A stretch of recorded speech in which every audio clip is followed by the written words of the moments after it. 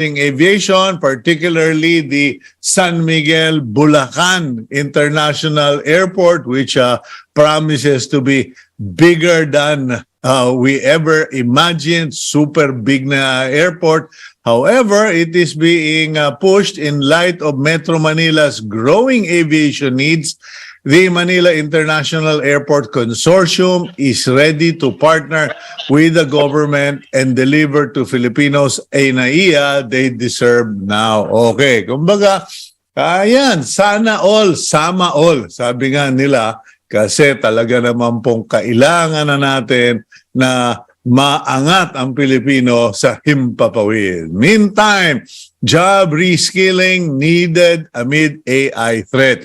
Okay, from Cebu, the country's largest private sector employer has vowed to upskill and reskill its workers to save them from getting replaced by cheap and efficient artificial intelligence. Co-Centrix Philippines country leader Amit Jaga told reporters their company is carrying out the programs to expand, improve the skill sets of customer service representatives. Ayun po, we have already featured that topic here on agenda because many students might be enrolling in courses that will be redefined by AI, by internet, by technology, etc.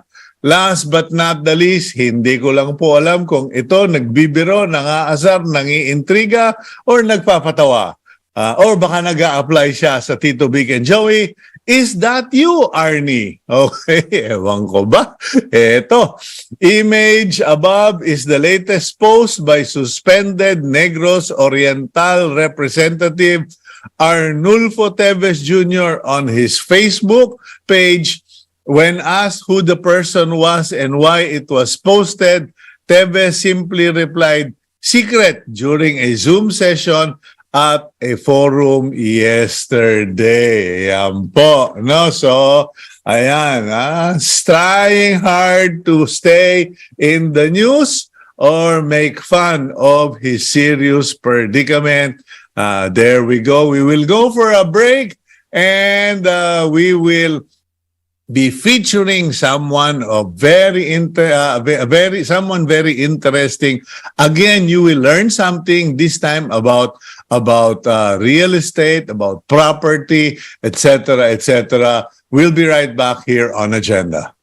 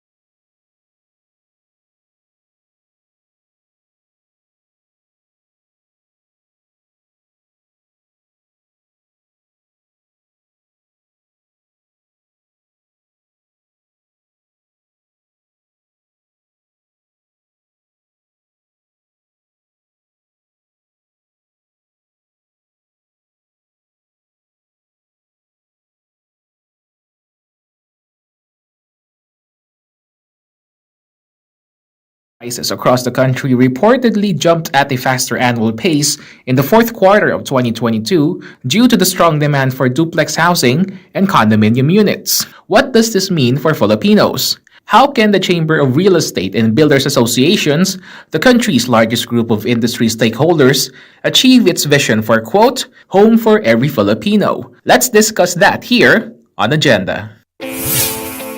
Techie Bautista currently serves as the Vice President for Academic Affairs of the Chamber for Real Estate and Builders Associations, or CREBA. Bautista is also the President of Getterson Realty and Development Corporation. She is credited with initiating the Executive Diploma Program in Real Estate Management, the first in the history of real estate in the Philippines. Okay, good morning, Miss Techie. Welcome to the program agenda. Yeah, good morning, Cito. And thank you very much for your time. I know you could be spending it expanding your company or attending to your many responsibilities under the CREBA, but you chose to join us and we appreciate your time. Now, to get the morning started, you heard the intro regarding housing, the values going up. Apparently, based on the data from the central bank, the residential real estate index rose by 7.7% year on year in the fourth quarter. On a quarterly basis, nationwide home prices rose 2.2%, etc. As I've come to know of you as a mentor, more of, an educator in real estate, etc. What is the situation? Could you please educate us on these things, because people are worried. Is this the right time to buy a house? Should I buy a condo, etc.? Please share your thoughts with us, Ma'am Techie. Yeah, okay. First, we'd like to look at the occupancy of condominiums. There was a rush in building condominiums before the pandemic because there was a requirement for 2 million square meters just for POGO. But because of the pandemic, there was an exodus of POGO companies that started leaving, scaling down, or even closing down. So from the 2 million square meter requirements, it is now down to 200 square. I hope I'm not, displeasing some agencies, but these are the realities based on the private sector. So, meron namang rational, no? Di ba? Parang logical naman na talagang bumaba instead na tumaas. So, yun ang aming findings na talagang significantly bumaba. Nagkaroon ng exodus. Additionally, nagkaroon din tayo ng problema sa POGO because of the restrictions. Hindi ba? May nagkaroon tayo ng crackdown. So parang merong logical basis for that. Now on the residential and condominium requirements, in 2020, there were several condominium buildings that were already being built. And as a condominium, it has to be completed. Otherwise, lalong lalala ang losses ng developer. So whether they liked it or not, in the midst of the pandemic, they had to finish. Because of that, in 21, 22, or even 23, sobrang daming available spaces. Kasi by that time, isa-isa nang natatapos yung mga condominium buildings. Wala namang takers. So ang taas talaga ng vacancy.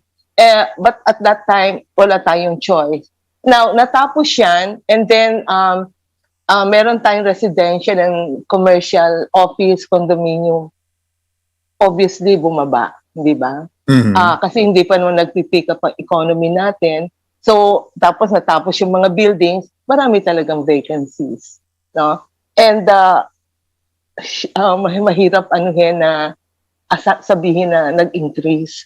And then, sa outlook, no, before I go to labor, maybe I'll go to labor first. Okay. Obviously, may unemployment increase, right? Pero if fortunate for the Filipinos and the Philippines, meron tayong gig economy, GIG, ika nga gimmick, no, for the millennials. Yung pandemic gave rise to gig economies. So ang dami nating mga nakamukha ng mga deliveries, yung mga suppliers going online to sell their product.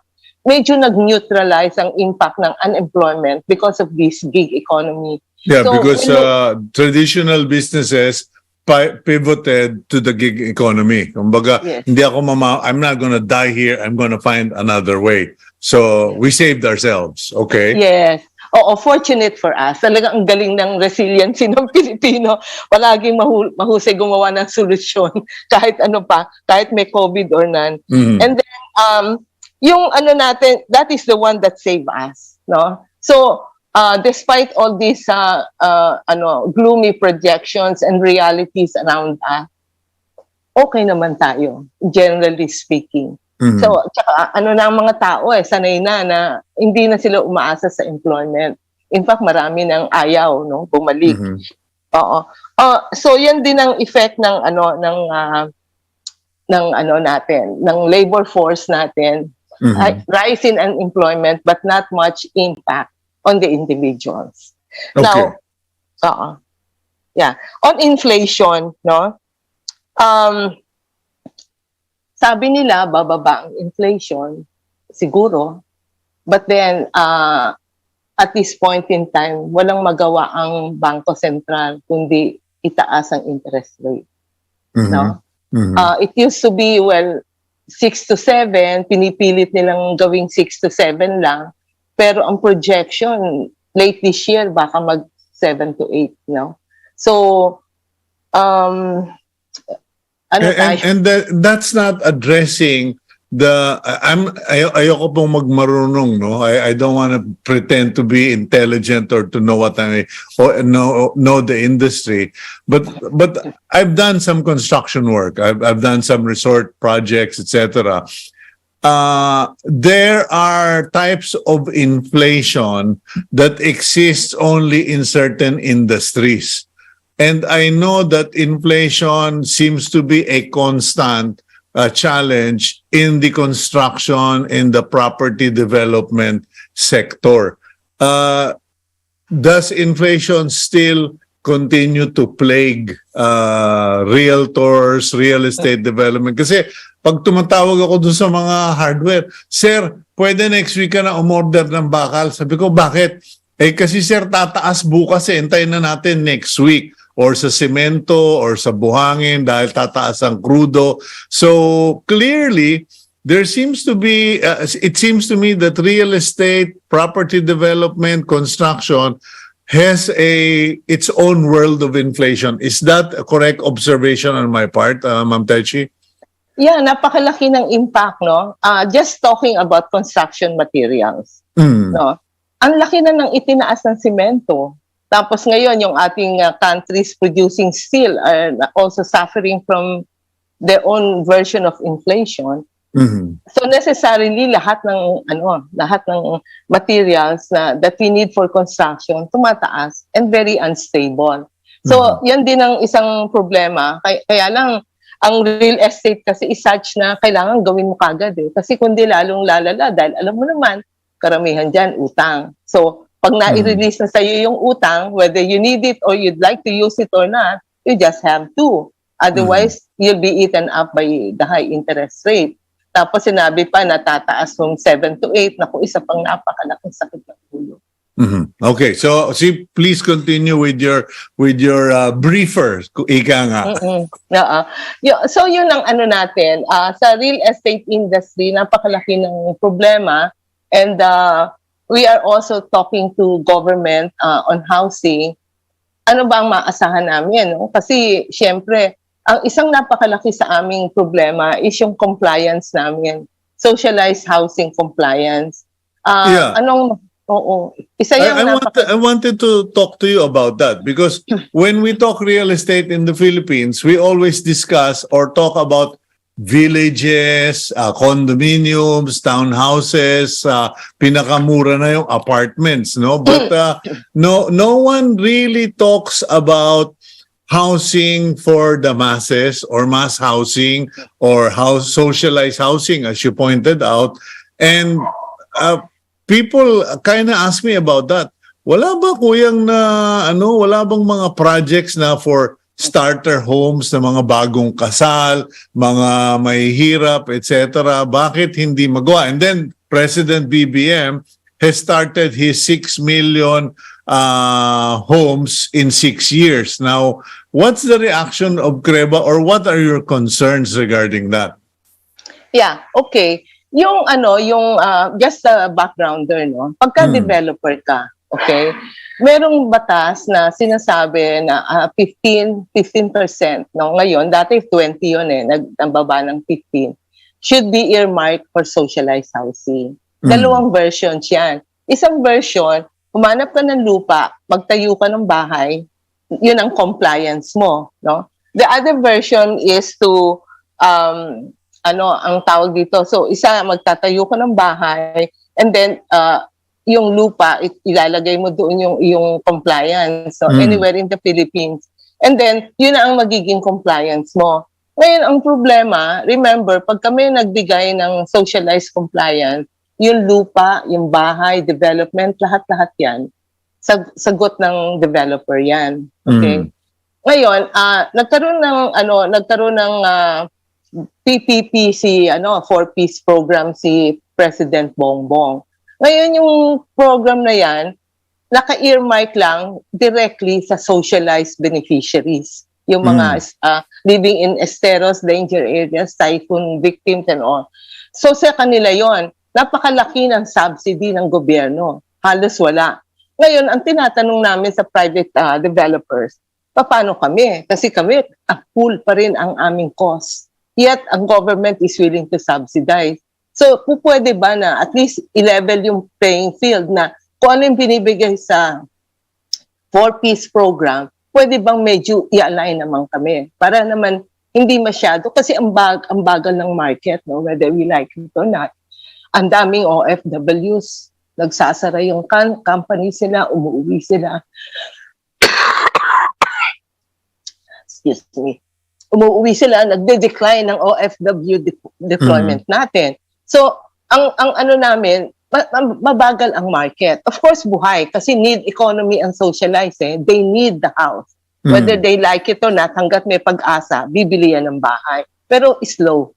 So, ang namin, yet we are required to comply. So the law says you have to dedicate 15% of all of your projects in the form of socialized housing. Now, either gagawa ka ng condominium row, pagkatapos kukuha ka ng equivalent to 15%, bibili kang lupa, and then tatayuan mo ng vertical structure. Now, matanong ko lang, I hope I'm allowed to ask this question, Ma'am Techie, but kasi ang batas says 15% of cost. Now, ilang percent ba ang kinikita ng realtor or ng company sa isang project? Kasi parang kinuha mo na yung 15% na dapat kikitahin ko, ano pa ang matitira sa akin? Yeah, yun talaga napakalaking problema. At yan ang industry lang ng real estate and housing, ang nagko-comply ka na, hindi pa naumpisa ng proyekto mo. So, kukuha ka na ng, we are supposed to comply with the requirements. Allocate na namin pagka, kunwari, nag-apply kami ng approval ng isang pondo in Makati, no? Naka-define na doon kung saan yung aming compliance. So, right from the beginning, naka-invest na kami doon sa lupa na gagamitin for counterpart or compliance. So, may cost na yon, di ba? Hanggang, alam mo naman, condominium, 2 to 3 years yan bago matapos. May cost na kaagad yun. So, sasabihin natin 15%, hindi lang literally yun eh. It is much more than that because of the cost of money. Hindi ka pa nakakapag-groundbreaking doon sa residential complex na gagawin mo, kailangan na-advance mo na yung lote at meron ng dedicated funds na submit na yung mga plano para doon sa 15% of that complex as compliance. Yes. It's part of the application. Naka-define na yan. Oo. Kaya talaga, And then, ang sabi nila, kasi hindi ka naman pwede maging developer ng it's really multi-million or billion kind of project. Can you imagine the cost of money sa bangko pag umutang ka? Di ba? Nakakataranta. So, ang namin, parang nagre-request lang kami, at least dito sa compliance, kasi 6 million. Unang-una kasi ang concern namin, yung material supply. Kung 6 million ang gagawin ng gobyerno, anong impact niya sa cost of namin sa materials? Mawawala ng materials, di ba? So, syempre tataas. At hindi kami, unless we really pay the right price, hindi kami makaka-access. Could you explain or elucidate us on one thing, Ma'am Techie? Because maraming tao, me included, no? Pag sinabi mong real to, yan si Techie Parungaw Bautista, pare, milyonaryo yan eh. Real estate developer yan, may realty company yan. I know a couple of people na pag sabi ko, pare, big time yan, may real estate developer. And then when I finally got to know them, big time pala, utang nila. Ano ba ang realidad? What is the truth as far as real estate companies are concerned? How much of your, pasensya ka na, hindi ko naintindihan yung mga terms no? Kumbaga sa 100% valuation ng isang real estate firm, how many percent of that utang? Yeah, obviously, meron bang Pilipinong merong 500 or 1 billion sarili niya? Siyempre wala. So karamihan dyan, inuutang lang. Pinaiikot lang nila yung funding nila. Kaya sasabihin nila big time, big time sa utang. So, mahirap din dahil lalo na kung condominium ka. Walang value yung building mo hanggang hindi tapos. Pagkalahati lang yan, syempre, wala, di ba? Wala kang income doon. Meron yung mga amortization or down payment, pero maliit lang yun eh. Mas malaki pa rin yung ginagasta to put up the building. Subdivision, ganun din. Kailangan muna mag-invest ka sa kalye. Hindi ka naman pwede mag-condominium ng walang kalye. Lalagyan mo ng bakod. Lalagyan mo ng infrastructure like water and mga utilities. Ganyan. Ang laki ang laki talaga. Yung iba na nila, they've been there for 50 years. Matibay na yan, no? Ika nga, punong mangga na yan at saka nara. Hindi na natitinag. Pero, alam mo naman sa lahat ng industries, majority are the mid-size and the small size. Di ba, startups? Hindi naman 10% lang yung mga big time na yan. By your fingers, you can identify them. Pero karamihan ng mga producers are the middle and the small. So, yun ang mga dapat nating proteksyonan dahil ang economy natin is also dependent on them. Okay, so just a quick review, Ma'am Techie, going back to the stuff you've given us. By and large, as far as the property development, real estate is concerned, whether condo, whether townhouse, whether residential,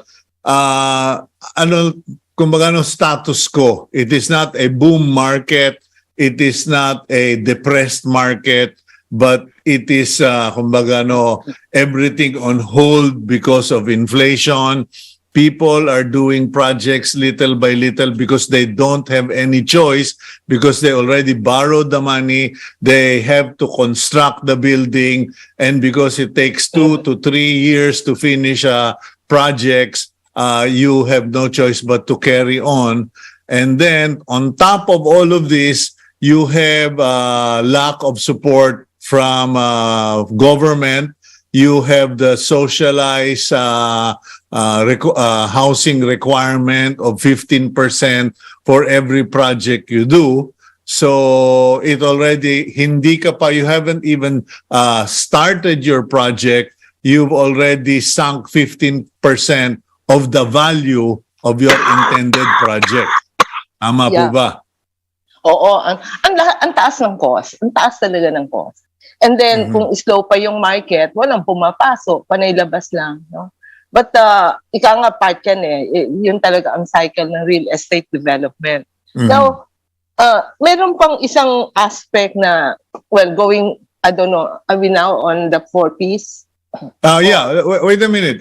Let's go for a quick break. Okay, let's go for a quick break because I think what we've established here is for the viewers to understand. Kung akala ninyong hino-hold up kayo ng mga real estate firm, ng mga developer, intindihin muna natin. Let us understand the challenges that they have. Now, we'll go for a quick break. When we return, let's talk about the impact of the 4Ps or yung pabahay para sa Pilipino program ni BBM. Okay, we'll be right back here on Agenda.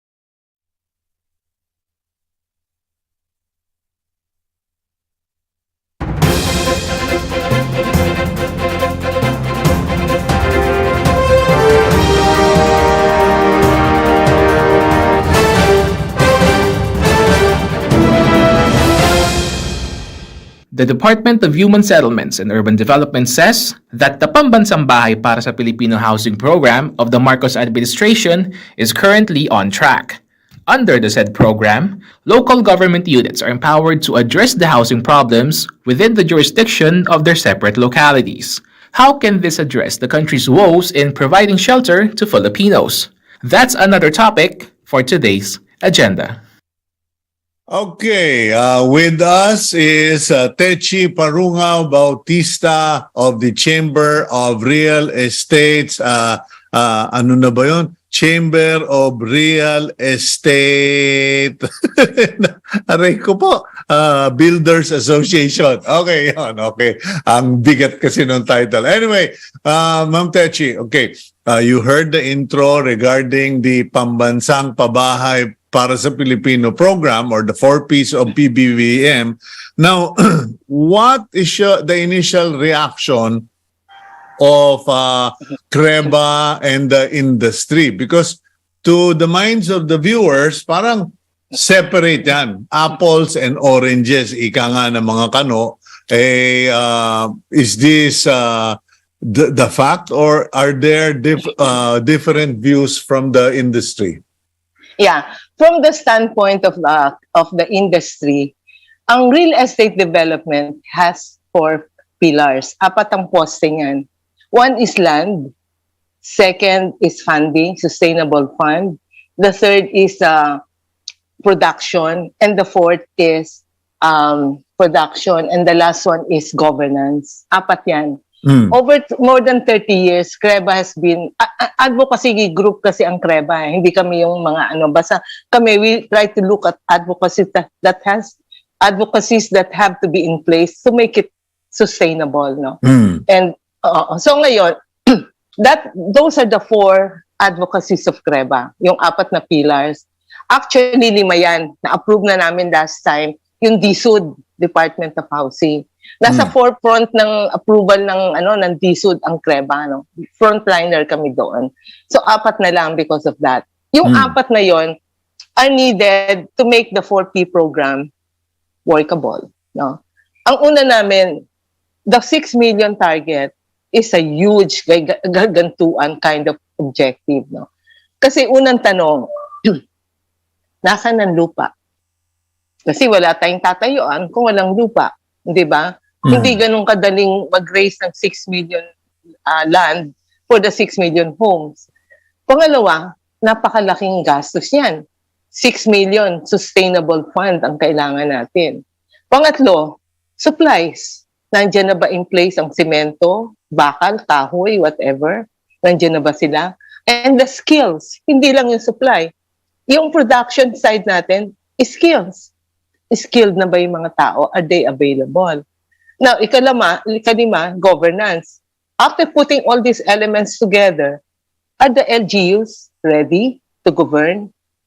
So, yan ang mga namin. Kaya yun ang background kung bakit we are doing the advocacy forum for people to understand what this is all about. Now, it's not a question of just say 6 million target. Pero paano magiging totoo? Okay, let's go one by one with the factors. Although we have to do this medyo speed dating tayo, Ma'am Techie, no? Because it's already 8:47. But first of all, land. Sabi mo, we need land for the vertical structures that will provide 6 million homes. Now, obviously, hindi basta-basta lupa because it has to be either centrally located or ideally located to a community or to a support system of water, electricity, road network, schools, medical, market. Yun yung sabi sa akin ng mga experts na nakakausap ko. Cito, it's not that simple. Do you know how the land selection is concerned? Is done, I mean, not concerned. Yeah. Okay naman, ang ginawa ng DSUD, pinarm out sa LGU. Sila ang mag-determine ng land. Okay lang, di ba? So sila ang but then in land, this is very important kasi yung kadamay, failure of the kadamay program, remember that, yung tinake over. Kasi sa land, in the choice, there are 4 elements. One is available. Is it? Number 2, is it accessible? Okay, hindi lang available, accessible. Number 3, is it affordable? Affordable. Kasi ang ganda-ganda, hindi naman kaya. And the last is acceptability. Yun ang kadamay. They built a housing program for the militmen in uniform in Bulacan. Karamihan niya mga taga Zamboanga, taga Davao. Dadaling ko ba yung pamilya ko sa Bulacan dahil lang may pabahay? Siyempre gusto ko sa Zamboanga titira yung mga anak ko. Doon nag-aaral eh. So it failed. So these are 4 elements in determining the land. Hindi po pwedeng sinabi lang ni governor or ng mayor na, dito. Hindi eh. Maraming elements. And our experience with relocation sites is similar. Nagtayo ka ng relocation site, pero pinagbili lang ng mga na-relocate. Yes. Okay. So now, let's go to funding. Because you have 6 million homes to be built.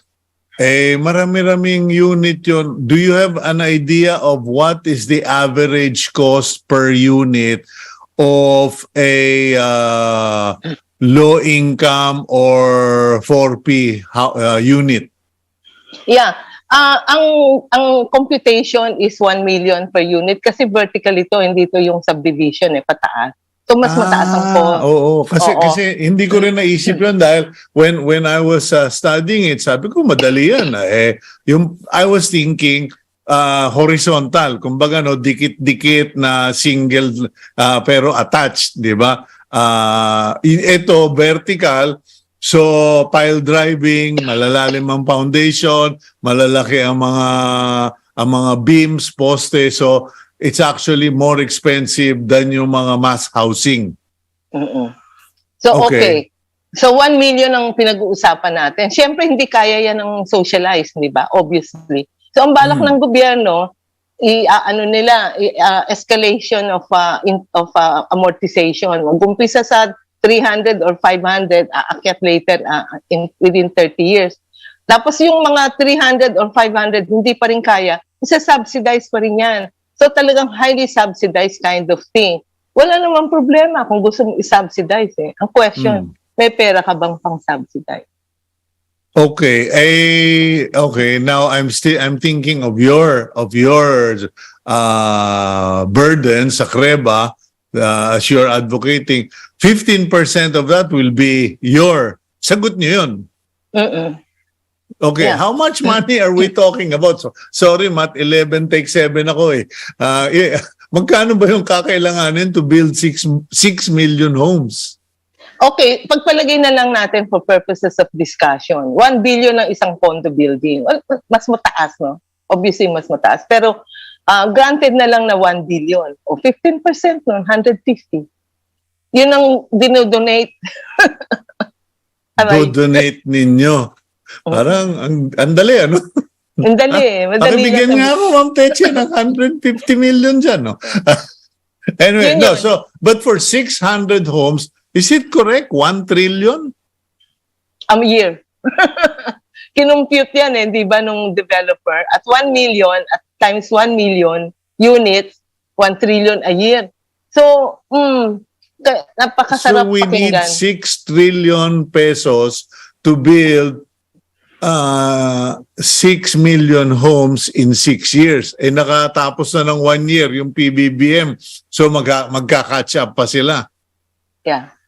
Okay. So you need 6, you need hindi, mali. Ito, nahilo na ako. You need 6 trillion pesos for the 6-year program, and then you need land. How much land are we talking about? Oo. Kasi 24 ang bahay So more or less 40 ang isang unit. So 40 times 6 million. 40 square meters. Typical yan kasi 27 yung bahay. Siyempre may paligid pa yan. So 40. So 40 times 6 million, yun ang total square meter that you will need. Okay. Anyway, nakakamangha talaga yung figures. No? But of course, ika nga, mas mabuti nang may panaginip kaysa walang panaginip. No? Well, that's true because we all want to provide housing for every Filipino because ultimately when everybody has a roof that they don't have to pay rent on or they can afford to live in, it will be good for all of us because we have now things we can now attend to other equally important things. But it's good to discuss this because para maintindihan ng tao na okay, may ginagawang maganda yung government. The government is doing good projects, 6 million homes. But let's give credit where credit is due. The private sector, real estate or property developers, is covering 15% of that. So, para lang nagkakaintindihan. Now, you talked about funding. We need 6 trillion and 15% of that is going to be out of pocket from the private sector. But I'm more concerned doon sa sinabi mong materials. Because when this was first announced, my first comment was, do we have the materials to build 6 million homes in 6 years without disrupting the supply chain and causing further inflation? What is the opinion of CREBA or the research? Have you done any research on the potential impact that this will have and what needs to be done? I think government is trying to address that, no? Because it's one of the concerns. Hindi lang materials, skills availability, preparedness. Kasi may material ka nga, hindi mo marunong magpukpuk yung mga katintero mo. So kailangan din, massive training of skills. Because hindi yan lahat sa Metro Manila or sa Clark or developed urban centers. Yung iba will be provinces where you are going to need so many skilled laborers and either you bring them in, ship them in, or you're going to have problems. Yeah, walang available skilled workers to do the job. Ang consequence, sige, kahit sino na lang mag-simento, quality naman ang magsasuffer. Okay, so we're running out of time. We're down to our last 2 minutes, Ma'am Techie. Of course, I promise you I will schedule you for another interview or series of interviews so people can better understand real estate, property investment, etc. But for the meantime, has the CREBA or the industry been consulted? Are you in meetings, policy decision making with the ano ba yun? DSUD. Dami-dami kasi housing lang sa amin, NHA lang yan. But now, DSUD na. Nakokonsulta ba kayo? Is there an ongoing discussion now? Because one would imagine that before you announce these massive projects, ginawa mo na yung homework mo. Ang ginagawa kasi ng CREBA, mas effective and sustainable sa Congress kami nagsasalita. Kasi ang departments, hindi ipa-iba-iba yan eh. So kami, we are for advocacy. So very active kami sa Congress. Okay. And what are you pushing or proposing or forwarding to the Congress in terms of all of these concerns?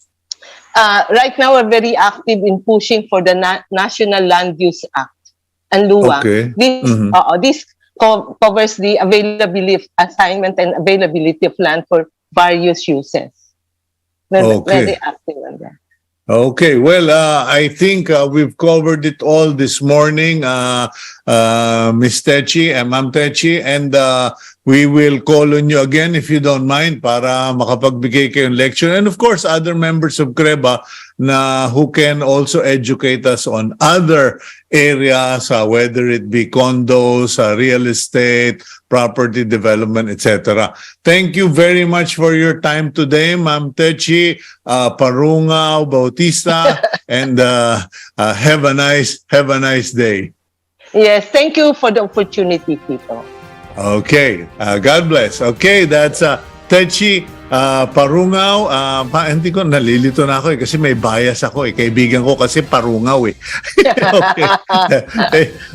Techie Parungaw Bautista, she is the president of Getterson Realty and Development Corporation and also behind the Executive Diploma Program for Real Estate Management. Pag-uusapan natin in the future. Let's now go to our closing prayer for today. For this week, that comes from the book of Isaiah, chapter 40, verse 31. And it goes, "But those who hope in the Lord will renew their strength. They will soar on wings like eagles. They will run and not grow weary. They will walk and not be faint." Okay, so for those of you who have been watching, I do hope you learned something. Please include us in your prayers. Have a great weekend, and let's all remember our time with the Lord. Observe your Sabbath on Sunday. I'm Cito Beltran. Thank you very much, and God bless all of you. Keep it here on One News.